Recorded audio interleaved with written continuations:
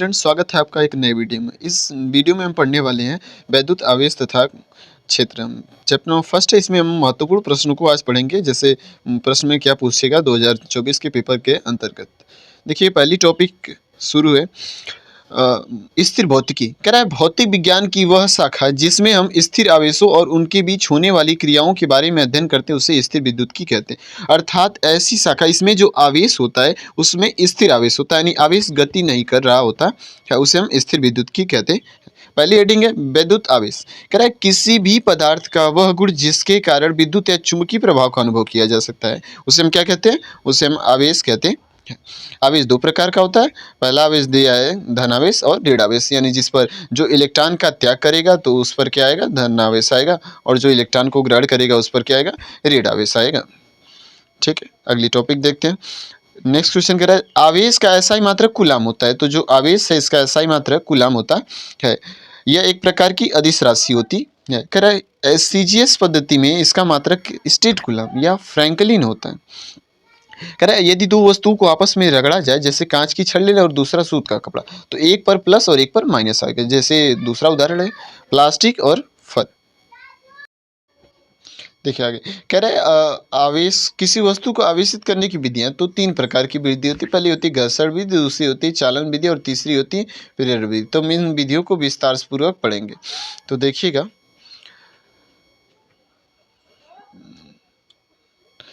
कह रहा है कि घर्षण द्वारा, तो पहला घर्षण द्वारा जब वस्तु को दूसरी वस्तु, यानी जब कभी एक वस्तु को दूसरी वस्तु को रगड़ा जाता है तो उसमें ऊष्मा परिवर्तित हो जाती है, जिसके कारण इलेक्ट्रॉन निकलते हैं वस्तु से, और एक पर आवेश प्लस आवेश तो दूसरे पर ऋण आवेश होता है, यानी धनावेश, और एक पर ऋण आवेश होता है।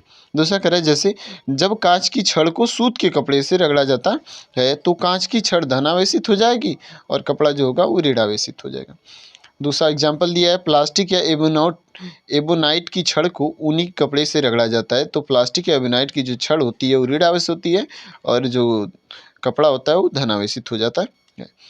और दूसरी नेक्स्ट करा चालन विधि। चालन विधि में क्या होता है, जब एक आवेशित वस्तु ले ली जाए, दूसरी अनावेशित वस्तु लिया जाए, दोनों को संपर्क कराया जाता है, एक दूसरे को स्पर्श कराया जाता है, तो एक वस्तु से दूसरे वस्तु में आवेश जाने लगता है। देखिए हम इसको विस्तार पूर्वक पढ़ते हैं। जैसे कह रहा है, देखिए कह रहा है जब किसी आवेशित वस्तु को, कह रहा है जब किसी आवेशित वस्तु को अनावेशित वस्तु के निकट लाया जाता है तो आने वाली सतह पर विपरीत आवेश आ जाता है, यानी एक पर प्लस होगा तो दूसरी पर माइनस आ जाता है। इस घटना को हम क्या कहते हैं, विद्युत प्रेरण कहते हैं। नेक्स्ट ध्यान दीजिएगा आवेशों के गुणधर्म। तो आवेशों का गुणधर्म क्या होता है, जैसे कह रहे हैं कि आवेशों की योज्यता, यानी आवेशों की योज्यता पहला गुणधर्म हो गया। दूसरा कह रहा है, अभी हम इससे विस्तार पूर्वक आगे पढ़ेंगे। कह रहा है विद्युत आवेशों की गति में स्वतंत्रता, कह रहा है आवेश संरक्षण, आवेशों का क्वांटीकरण।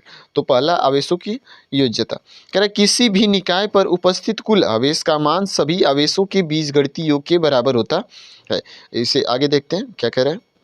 देख उदाहरण के लिए जैसे कह रहा है कि किसी वस्तु में चार आवेश दिया है, चार आवेश दिया है, जैसे मान लीजिए 8 कूलम है, 3 कूलम है, -7 कूलम और 2 कूलम। तो इसको जैसे सिंपल जोड़ा जाता है उसी तरह जोड़ लिया जाएगा। तो 8 3 11, 11 में से 7 जाएगा तो हमारा हो जाएगा 4, और 4 में 2 जोड़ा जाएगा तो 6। इसका कुल आवेश जो आ जाएगा वो 6 कूलम आ जाएगा। नेक्स्ट कह रहा है आवेशों की गति। कह रहे आवेश का मान भिन्न भिन्न स्थानों पर समान होता है, यानी आवेशों का मान जो होता है भिन्न भिन्न आवेशों पर भी समान होता है। कह रहे आवेशों का मान वस्तु की चाल से भी स्वतंत्र होता है, अर्थात किसी वस्तु पर आवेश Q का मान सभी दशाओं में समान रहता है। कुल कहने का मतलब है आवेश जो होता है वो स्वतंत्रतापूर्वक गति करता है और इसका मान हर जगह समान ही होता है। नेक्स्ट कह रहे हैं आवेशों का संरक्षण। तो इस गुणधर्म के अनुसार आवेश को न तो उत्पन्न किया जा सकता और न ही नष्ट, इससे केवल एक वस्तु से दूसरी वस्तु में बदला जा सकता है। कहने का मतलब एक वस्तु हमारी रहेगी, दूसरी वस्तु, तो एक पर प्लस आवेगा दूसरे पर माइनस आ जाएगा आवेश, लेकिन जब इसका कुल आवेश लिया जाता है तो वो जीरो ही होता है। नेक्स्ट टॉपिक पढ़ते हैं। कह रहे आवेशों का क्वांटमीकरण।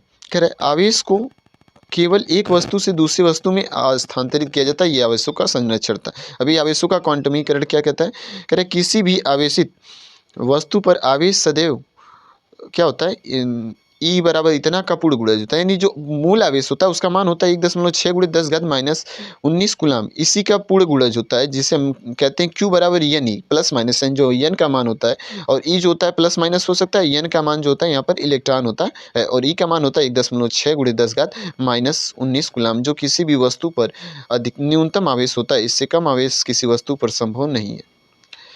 नेक्स्ट करें, वस्तु से निकलकर, जैसे एक प्रश्न दे दिया है कि अगर वस्तु से 10⁻−13 कूलाम आवेश निकलता है, 10⁻−19 कूलाम आवेश निकलकर दूसरी वस्तु पर जाता है तो आवेश ज्ञात करना है। तो हम जानते हैं Q बराबर एन, एन का मान दे दिया 10⁻19 और ई का मान हमें पता है 1.6 × 10⁻−19। हल करने के बाद जो आएगा ये इसका आंसर हो जाएगा।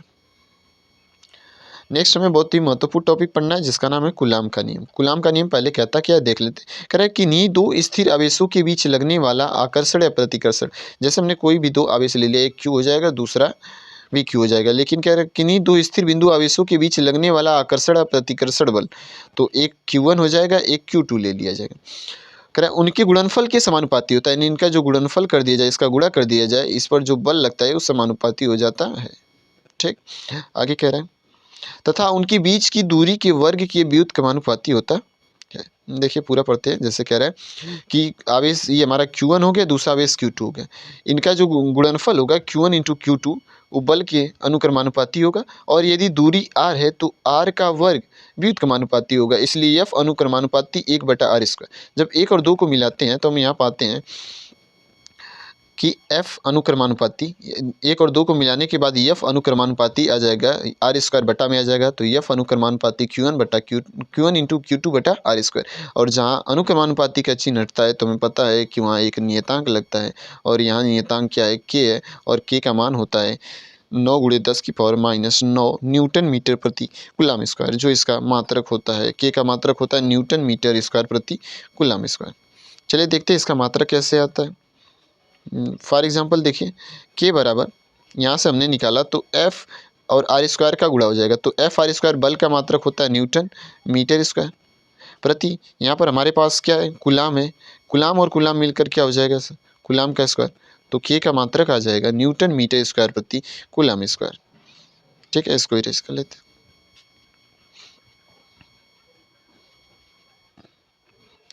आगे देखिएगा, कह रहा है जहाँ अपसाइलन नॉट का मान 8.85 × 10⁻12 कूलाम स्क्वायर प्रति न्यूटन मीटर स्क्वायर होता है, जो निर्वात की विद्युतशीलता, अपसाइलन नॉट क्या होती है, निर्वात की विद्युतशीलता होती है।